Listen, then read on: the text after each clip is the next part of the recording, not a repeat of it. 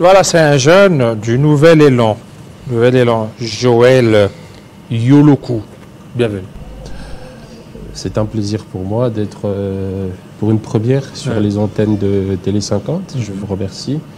Et je tiens à saluer toute la jeunesse congolaise, et particulièrement celle du Nouvel Élan, partie chère à Adolphe Muzito. Adolphe Muzito, vous êtes un peu pessimiste par rapport au calendrier. Beaucoup de gens trouvent que c'est un calendrier réaliste, mais pour vous, ce n'est pas réaliste. Je parlerai plutôt de réalisme. Pourquoi? Parce que personnellement, j'ai plutôt l'impression que les politiques ont souvent tendance à confondre la question liée aux élections, considérant cela comme une affaire politique, alors que bien au contraire, les élections est une affaire du peuple. C'est une affaire, c'est un rendez-vous, si nous pouvons le dire ainsi, entre la population, les populations qui forment ensemble le corps social et leur destin, puisque c'est par les élections que les populations opèrent leur choix politique. Et aujourd'hui, si nous devons parler élections, il faudrait au préalable garantir toutes les parties prenantes à ce processus électoral sur la crédibilité de ce processus électoral. Vous vous rappellerez que Nouvel Élan, à la suite des élections de 2018, dans le cadre bien évidemment de la résistance, nous avons dénoncé les crises liées au processus électoral de 2018 et nous avons prédit, ou encore si nous pouvons le dire ainsi, toutes les difficultés qui pourront être liées quant à la gestion de ce régime en place et aussi quant à l'organisation des prochaines élections. Donc à travers cela, nous avons eu à proposer notamment la loi portant organisation et fonctionnement de la CENI, puisqu'actuellement la difficulté qui n'a pas été respectée, puisqu'aujourd'hui la difficulté qui se pose, c'est déjà au niveau de la configuration de cet organe de gestion électorale. Vous savez, moi personnellement en tant que jeune, ce qui m'intrigue, c'est d'abord le fait que lors de la présentation du projet de société de M. Félix-Antoine Tshisekedi de l'UDPS, à travers lui, candidat naturel bien évidemment, et aussi à la suite des élections, il y a eu un programme de gouvernement. C'est sur base de ça que nous, peuples, serons à mesure de juger le bilan de ce dernier, positif ou négatif qu'il soit. Et vous constaterez que le pilier central qui forme même le programme de gouvernance de M. Félix-Antoine Tshisekedi repose sur la dépolitisation de l'administration publique et deuxièmement la sécurisation. Il n'y a pas la dépolitisation. Le constat est là. Aujourd'hui, l'administration publique est sous contrôle des politiques. Et malheureusement, au détriment des technocrates qui ont œuvré depuis bien longtemps au sein de ces entreprises. Si nous prenons le cas de l'ONATRA actuellement, vous pouvez constater de vous-même combien ces entreprises méritent d'être récapitalisées. Fort malheureusement, les politiques sont dans les affaires pour se positionner et bien évidemment bénéficier de ce que... Alors maintenant, pour vous, par rapport au calendrier électoral, qu'est-ce que vous reprochez? Pourquoi vous dites que ce n'est pas réaliste?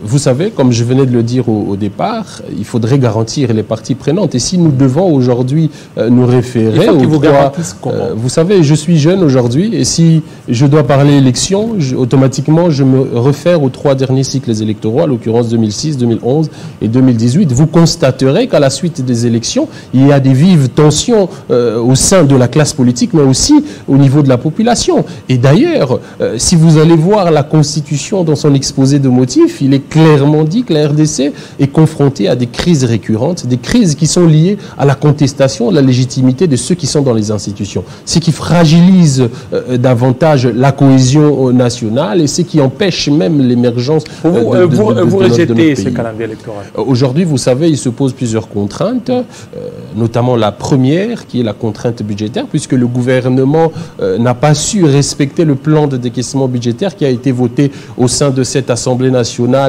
à laquelle M. Félix-Antoine Tshisekedi a eu une majorité absolue. Et deuxièmement, il y a la contrainte sécuritaire, puisqu'aujourd'hui la RDC est en guerre. Nous devons d'ailleurs parler là de balkanisation de fait, puisque Bunagana est aujourd'hui depuis plus de 3 mois sous contrôle des forces négatives soutenues par le Rwanda. Le drapeau congolais ne flotte plus, la monnaie congolaise est exclue de la circulation. Une partie de l'administration douanière est sous contrôle de forces négatives, alors que la douane est un service qui relève aussi de la souveraineté de l'État, puisque nous contrôlons ce qui entre et ce qui ressort au niveau de notre territoire national. Donc cette situation déjà là met à mal la crédibilité du processus électoral, puisqu'en plus du fait que les élections sont là un droit civique, encore un devoir civique, parce que je serais coupable, moi, d'accepter un calendrier qui prévoit déjà là à exclure les populations de Rutshuru et consorts. Oui, mais il y a une force majeure. Il y a un cas de force majeure, Rutshuru, Kiwanja, Kanyaruchinya et tout ça.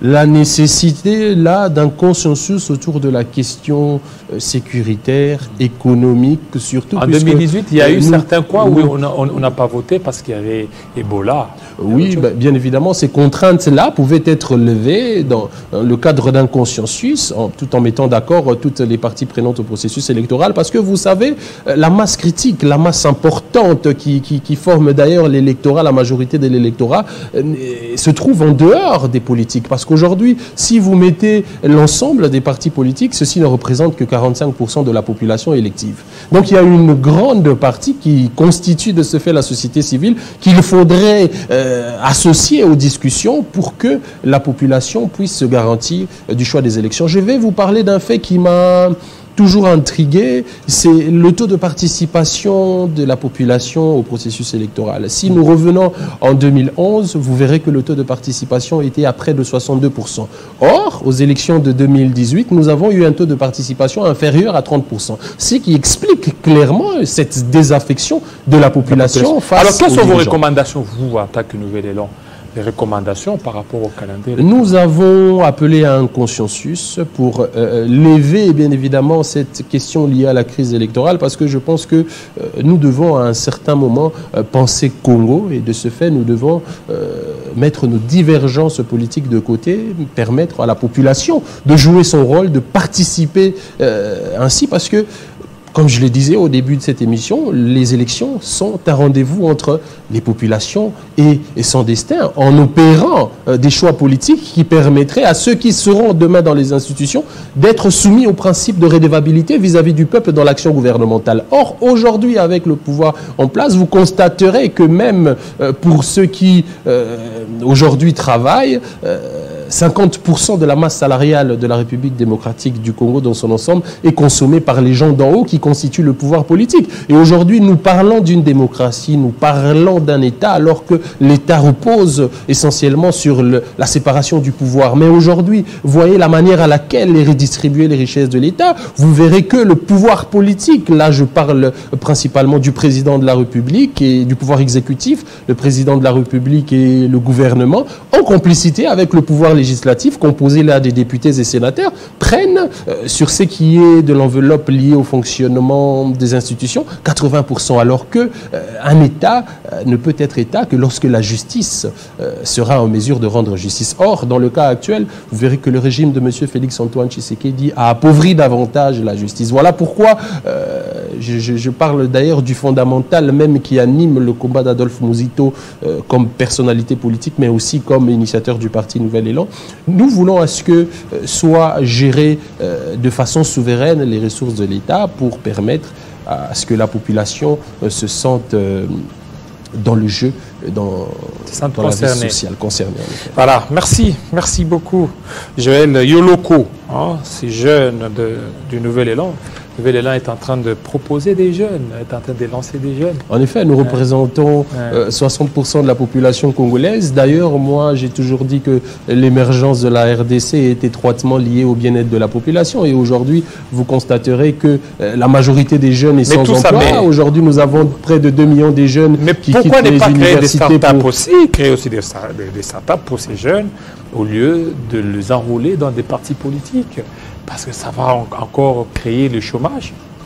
Non, vous savez, être dans un parti politique n'est pas mauvais. Vous avez une responsabilité de l'État et aujourd'hui, si nous les jeunes choisissons d'œuvrer aux côtés d'Adolphe Mouzeto, c'est parce que nous avons bien évidemment compris qu'il est ce leader politique qui a donné du contenu à cette lutte, parce que aujourd'hui, nous comme peuple, si nous devons revendiquer, nous devons savoir ce pourquoi nous revendiquons et comment revendiquer. Et voilà pourquoi à travers ces tribunes, à travers ces prises de position, aujourd'hui le peuple a pu cerner au mieux la situation politique, économique et surtout sécuritaire. Yoloko Joël, merci à vous. Merci fidèles téléspectateurs, vous qui nous suivez à partir des Kiwanja, vous nous suivez à partir des Goma, vous avez raison. Restez branchés sur Télé 50, tout à l'heure, la grande édition des Grâces à Lambo. Et quant à nous, on se voit très prochainement. À très bientôt.